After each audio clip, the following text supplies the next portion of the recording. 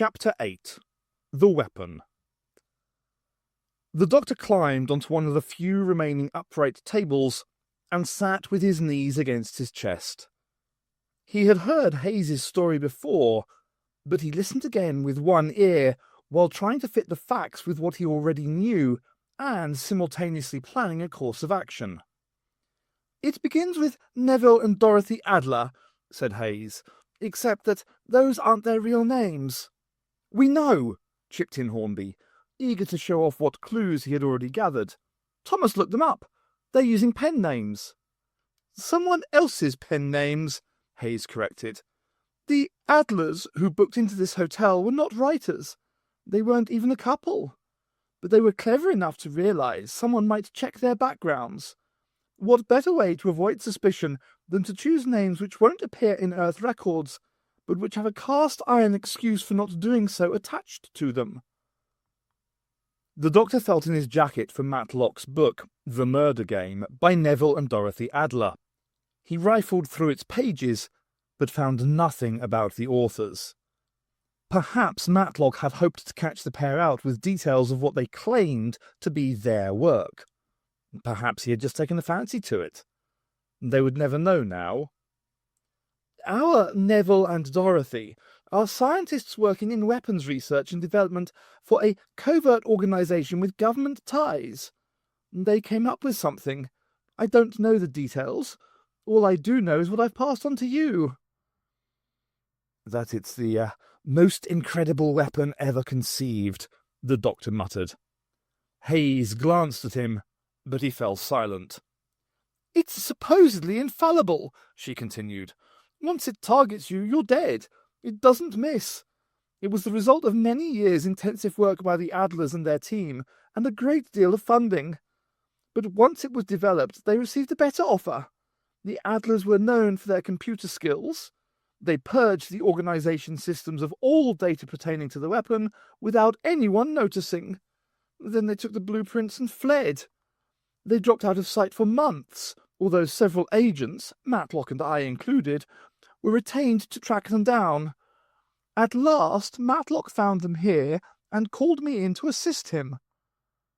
Hornby sat down heavily and looked stunned. "Did anyone actually come here to play my game?" "The Adlers certainly didn't.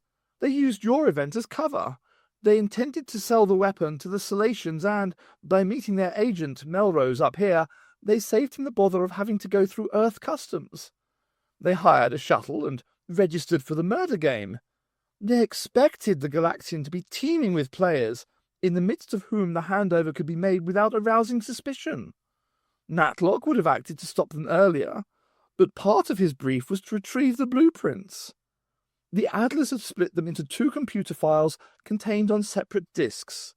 They hid one each, so neither could be forced into surrendering both. Matlock was waiting for the handover itself to make his move. He contacted the doctor and his friends because, if things went wrong, they at least had experience of extraterrestrial threats." The doctor didn't miss the astonished look on Terry Willis's face. She turned to Ben, clearly seeing him in a new light. The sailor pretended not to notice. "As near as I can tell," said Hayes, "Matlock's cover was blown shortly after the game began. He probably saw Melrose and Neville Adler discussing arrangements, but got too close and gave himself away. Melrose, I imagine, attacked him. Matlock shot back. We know what happened next." "And what did you do?" asked Polly tartly. Hayes sighed. This, the doctor knew, would be the most difficult part for her. She deserved the discomfort. "I had to act fast. Matlock was dead, and I didn't know half of what he knew. I kept tabs on the Adlers. I already knew they had hacked into the computer system, and that neither they nor Melrose were necessarily where Thomas thought they were. I followed Neville around Deck B3, almost running into you and Miss McAllister as you came out of the medical centre, and eventually up to the docking level. I assumed the deal had been done, and he was collecting his disc.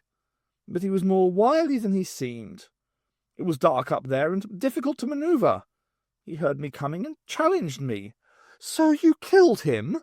said Polly. She made no attempt to conceal her disgust, and the doctor was proud of her. "I had no choice. Many more would have died if those discs had got into the wrong hands. They still might. If I'd let Neville go, he would have told Dorothy and Melrose about me, and you saw what one or all of them did to Matlock. As far as I was concerned, it was him or me." She paused and glared at each of them in turn, as if defying them to condemn her. They didn't, and her face softened. She turned back to Polly. "At the time, I didn't know who the Salacians had sent. When your party arrived so mysteriously, you became my prime suspects. You stumbled across Neville's body, and if you'd only turned round, you would have seen me too. I couldn't take the chance. Before I let you go, I had to find out whose side you were on. And if the doctor hadn't arrived and convinced you, would you have killed me? I'm sorry. The stakes were too high." It was time, the doctor thought, to intercede again. He slid off the table and took charge of the meeting. "Our problem now is this. The Salacians seem to have given up on Melrose here. They're on their way to finish the job themselves. We could, as Polly said, evacuate. However, we would be leaving behind the possibility of the Salacians finding the discs before the hotel is destroyed. We can't afford to let that happen." "What's the plan?" Ben asked, impatient as always. "My plan," said Hayes grimly, "is to find out who murdered my partner." She strode towards Melrose, produced her gun, and levelled it coolly at his temple. "And whatever else this collaborator knows." The doctor leapt over, knocked her arm aside, and smartly plucked the gun from her hand before she knew what was happening. He yanked out its plasma cartridge and tossed the weapon to one side.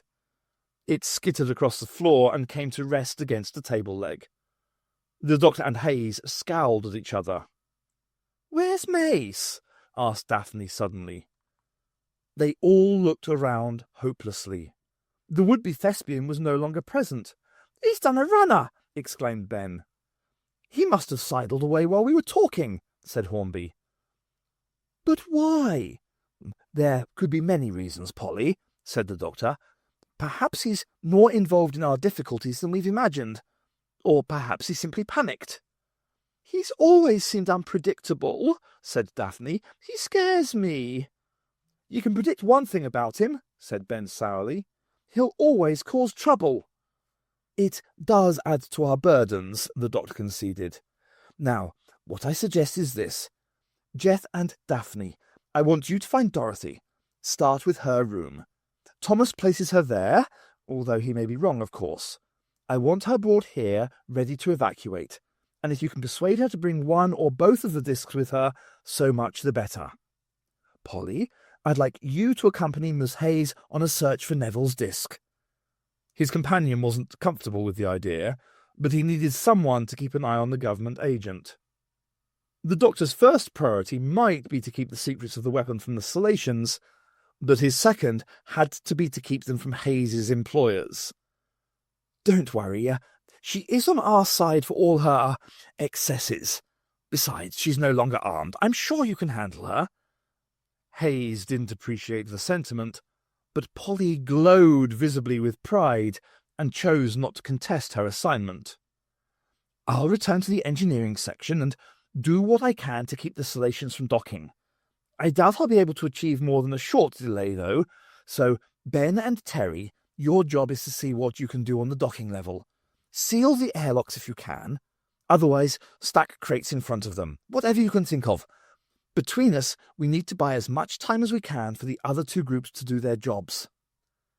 "But even if you keep the aliens at bay, we'll still crash," Hornby pointed out. "Quite right. So, whatever you're doing, and however successful you've been, I want every one of you back here in precisely 1 hour. Not a second later, mind. I will not place any more lives at risk. And if anyone does find Henry Mace, please pass that on to him." "Why here?" asked Daphne. "How can we escape from here?" "We can. Just trust me. All ready? Good. Let's get to work." As his 6 colleagues filed out of the dining room, the doctor turned to Thomas. The hologram had been listening to the conversation with polite interest and waiting to be addressed or dismissed. "I'd like you to stay here and keep an eye on Melrose," he said. "If he moves, I want to be informed immediately." He turned to give the sullen prisoner a meaningful look and added, "Not that he should, if he wants me to save his miserable hide as well." Hayes stabbed at the elevator call button. Daphne was pouring out details of her experience on the docking level to Hornby, shaking as she recalled those terrible events. Ben was watching Terry, who was scrutinizing Hayes's every move in turn. Polly took him by the shoulder and pulled him furtively aside. "Will you be all right with her?" "With Terry? Sure, she's okay." "How do you know? What makes you think she's not the murderer?"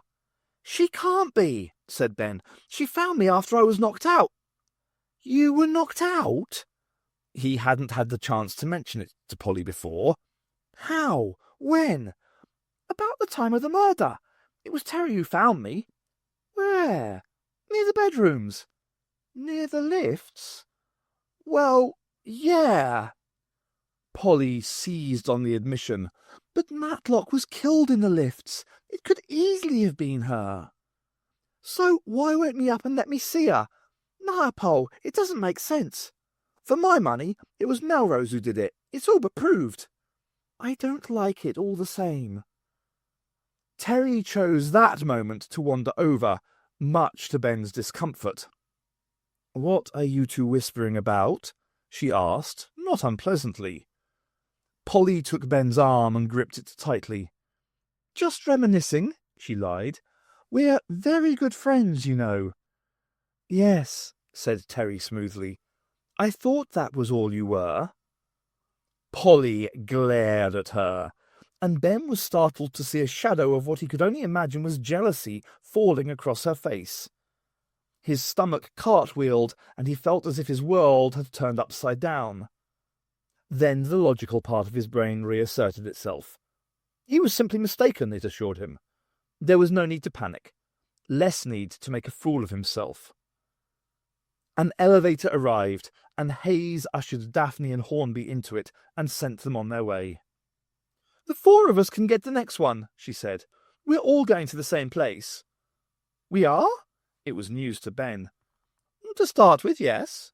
I still think Adler must have intended to retrieve his disc from the docking level. Miss Wright and I will begin our search there." Polly smirked at Terry.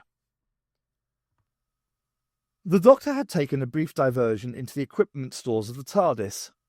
He returned to the dining room laden down with components, some of which he hoped to be able to wire into the hotel's systems. Brian Melrose was straining at his bonds. The doctor shook his head and tutted to himself. He deposited his burden on the floor and checked Ben's knots. They were holding well. "I really don't think you'll escape, you know," he said. "And if you did, what then? You must know how the Salacians feel about being let down. If you run to them, they're most likely to kill you." He was only confirming Melrose's fears, and the haunted look in the accountant's eyes proved it. He continued, more sympathetically, "The best you can hope for is imprisonment on Earth. If you help me, you might get a lighter sentence, although murder is a grave offence." "I didn't kill Matlock." The doctor smiled. He was talking at last. "Then who did?" The words came tumbling out over each other. "The rest of what you said was right. I came here to get the discs and to oversee a credit transfer. Neville found out about Matlock and refused to complete the transaction until he was dealt with. I had the explosives to see to. I was too busy to get involved. I swear I didn't know what they were going to do. Did they look capable of murder?" A hollow plea coming from someone who intended to kill us all. That was different. The Salacians wanted to be sole owners of the weapon. They didn't want anyone else to have access to the technology. I was just following orders. You can't defy the Salacians. Do you think I wanted this job?" "No, I don't expect you did," said the doctor sharply. "But you carried it out to the best of your ability." Melrose hung his head and said no more. The doctor retrieved his equipment and left, his admonishment hanging in the air. He thought about Melrose's confession and wondered if it could be truthful. He had placed the blame in the Adlers' laps, but they had a perfect alibi. Ben had been with them both at the time of the murder. Melrose could have been lying, but he had seemed too genuinely scared for his life, and his claim to have been preoccupied with the disarming of his explosives rang true. So, the Adlers had meant to deal with Matlock permanently or otherwise. Had someone beaten them to it? Someone like Alison Hayes, whom the doctor had just sent off with Polly, or Terry Willis, who was accompanying Ben, or Jeff Hornby, or Daphne McAllister, or Lord Henry Mace, who was unaccounted for. The doctor couldn't shake the feeling that he had missed something. Hayes strode out of the elevator and flipped open a panel in the wall opposite.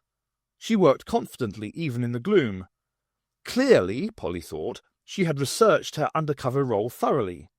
She had probably memorized every nut and bolt in the Galaxian's construction. A second later, full lighting was restored to the docking level. "Just for now," said Hayes. "As soon as our work's finished, I'll shut everything down again. If the pumps in the airlocks don't have power, the Solations won't be able to equalize the pressure. They'll have to force open the doors, which should delay them." "For a couple of minutes," said Terry. Polly didn't like her tone. These Solations, whatever they were, these sharks, as Hayes had called them, were evidently strong. She fought the urge to ask about them. It was probably best not to know. With luck, she would be far away in the safety of the TARDIS when they arrived. They emerged onto the carpeted balcony, and Ben looked over the railing onto the cargo deck. "There's an awful lot of doors," he observed unhappily. They could see right across to the far hull, and the sight of so many airlocks, so many potential entrances to the hotel, was dispiriting. "How do we know which one they'll go for?" "We don't," said Hayes. "My advice is to seal off this level altogether. There are only 3 ways onto it, and I can cut the power to the passenger and service lifts once Miss Wright and I have finished our search and are clear." "We're left with the stairs, then," said Terry. "Come on, Ben. Let's see if any of these crates are full. We can drag them outside and pile them against the door." The quartet hurried down a flight of steps to the lower tier. Ben and Terry stopped to examine the nearest boxes, but Hayes rushed on. Polly followed, with a reluctant glance back over her shoulder. She didn't like the idea of leaving her travelling partner with his new friend. But if there was a reason for her irrational resentment, she didn't know what it was, or didn't want to admit it. "Give us a shout if you find a forklift truck in there," Terry called after them, her voice already seeming distant. "Where are we going?" Polly asked, as they ploughed on deeper into the labyrinth. It didn't look as scary in the improved light, but Polly would still have found it impossible to navigate her way through. She admired her colleague's sure-footedness. "To where I disturbed Adler," Hayes answered. "He'd already crossed most of the deck, so the disk can't be too far from where he was." And still is, Polly realized, with an ice-cold shudder. Ben and Terry had found an inordinately heavy box which, according to its label, contained sachets of dehydrated soup. They manhandled it up onto the balcony, 1 step at a time, and along to the stair door. It would be the first brick in their makeshift barrier. Ben hoped they could find enough other bricks to keep the enemy at bay. A great many of the crates they had discovered were empty. Presumably the hotel was working through what supplies it had, with no ships arriving to deliver more or to take away the empties. It brought home to him the fact of the Galaxian's death, the slow process of which had begun long before this latest threat. Soon it would be no more than a memory, like his own home, like his life. The crate went through the door, not without difficulty. They dropped it, relieved, and girded themselves to go through the process again. "So," Terry said, as they snatched a moment's rest, What about these alien menaces you're supposed to have fought? Oh, it's more the doctor's line than mine. Ben could feel his cheeks colouring. Terry watched intently, hanging on his every word, looking faintly amused. Wherever he goes, he seems to land us in trouble. Take this place, for instance. I help out, sure, but I'd be in the right pickle without him. I couldn't even see through the Adlers, and I was in their room talking to them. We all thought they were harmless. They played their parts well. I couldn't believe it when Hay said who they really were. Hey, you don't suppose she was lying, do you? No, I don't suppose so. The doctor believed her anyway. What about the alien menaces? Terry prompted. Well, said Ben reluctantly, when I met the doc, he was fighting these war machine things in London. Then there were the Daleks, the Cybermen, the... Hold on a minute. What? Come on, Ben. Any school kid could have made this up. Everyone's heard of the Cybermen since they attacked the moon in 20... whatever it was. But they've been wiped out. And Daleks, they're just legends. You'll be telling me you've been to Mars and met the Green Men. Don't be stupid, said Ben hotly. No, I mean, there really are Green Men on Mars. There are? Well, we haven't come across those. But who do you think stopped the Cybermen from taking over Earth in 1986? Well, it didn't make the newspapers. And you asked the colonists on Vulcan about Daleks. They won't be talking about legends, believe me. Terry laughed. Vulcan itself is practically a legend, Dan. But okay, I'm convinced. So, what's next for you? More time hopping? Back to the 20th century? Ben shrugged. Wherever the TARDIS takes us. Don't tell him I said so, but the doctor can't fly the thing for toffee. I'm trying to learn myself, but it's not easy. Do you really want to go home? It'd be dull compared to Daleks and Cybermen, I bet. Ben shrugged but didn't answer. It wasn't as if the thought hadn't occurred to him. Much as he yearned for familiarity, he knew that his own primitive era could never feel the same again after all he had seen and done. To find himself back on the ground, with the wonders of the universe denied him forever after, to throw away such experiences just because he felt homesick. He and Polly had never pressed the doctor about getting them back to 1966.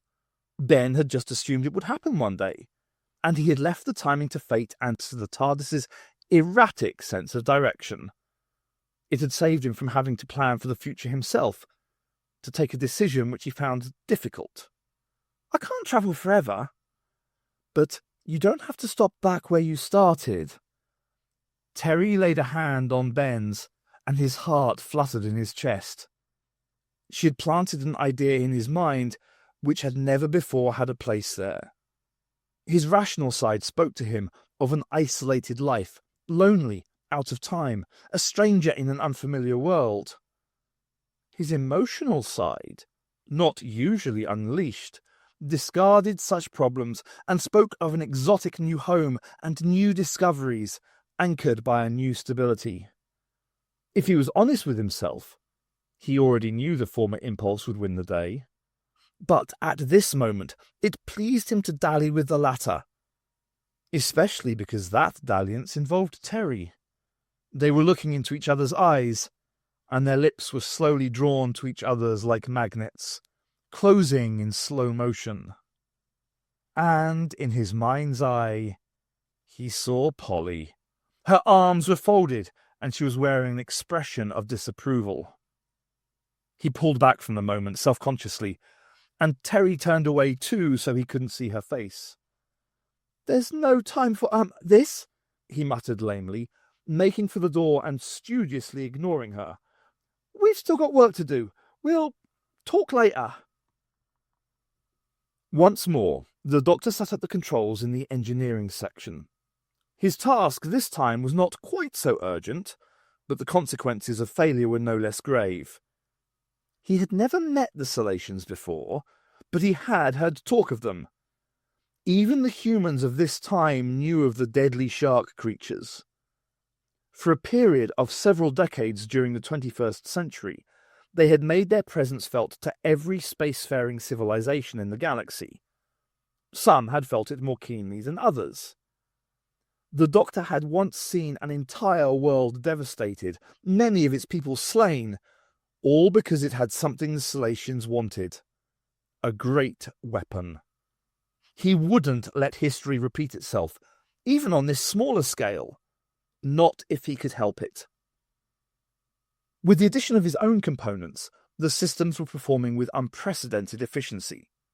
The Galaxian had no real defences, but he could override the protocols that would extend a docking tube to even the most hostile of arrivals. It was a stopgap measure, but it was better than nothing.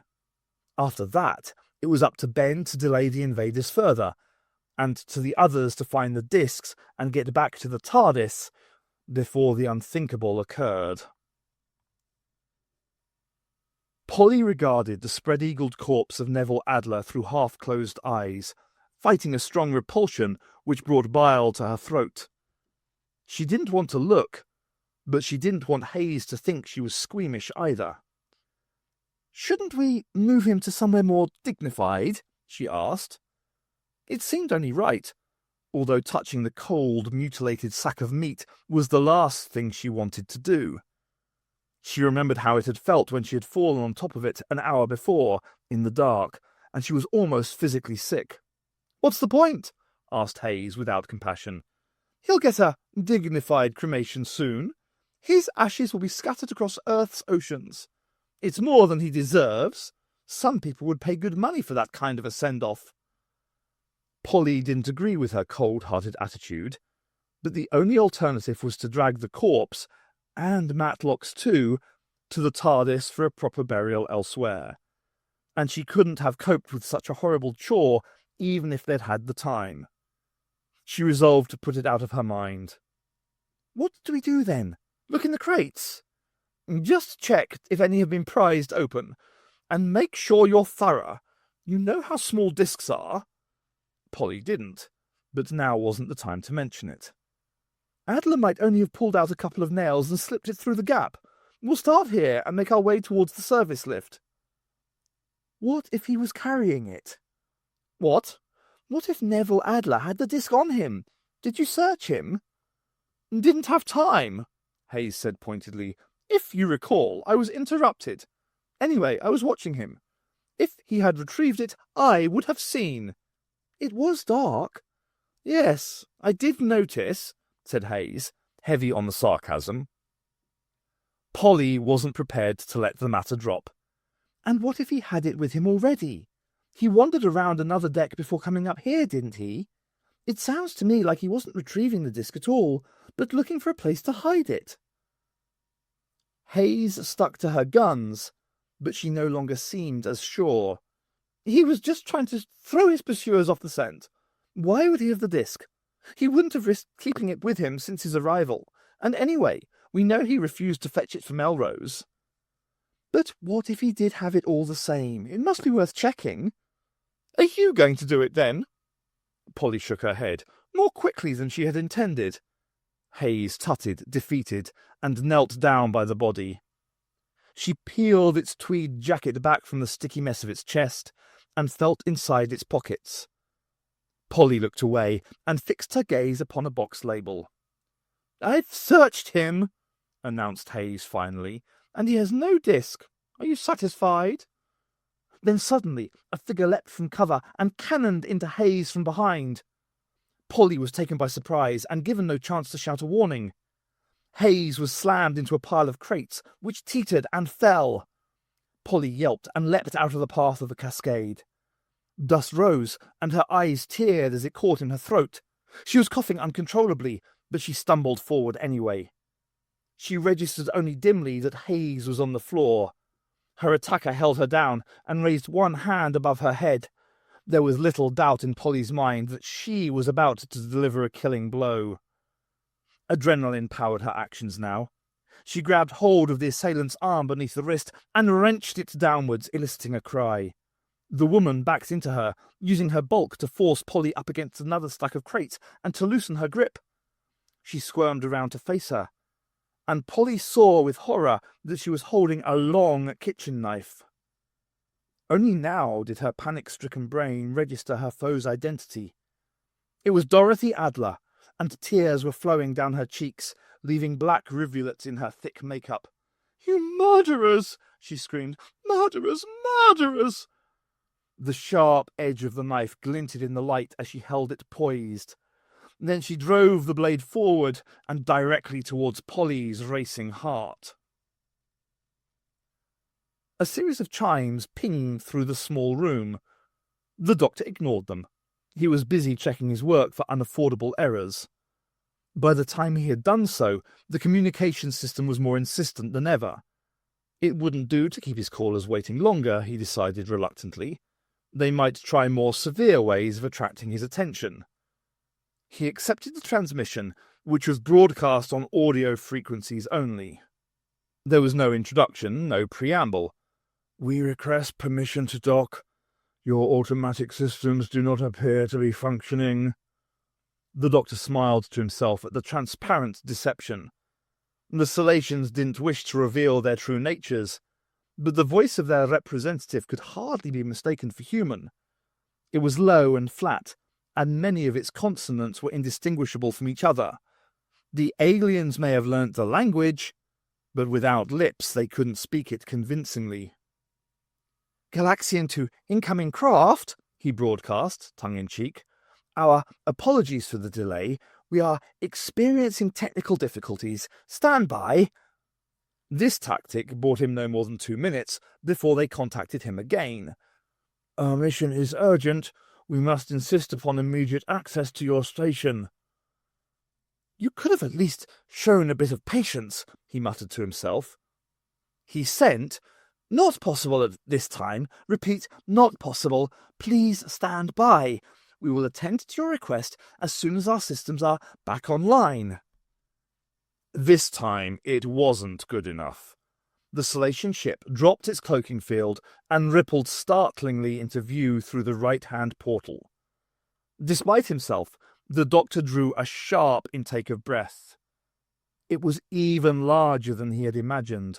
A perfectly streamlined black cruiser powered by a row of gravity-harnessing discs along its flat underside, the very state-of-the-art for clean, quick takeoffs and landings, to demonstrate that it was a product of an advanced civilization.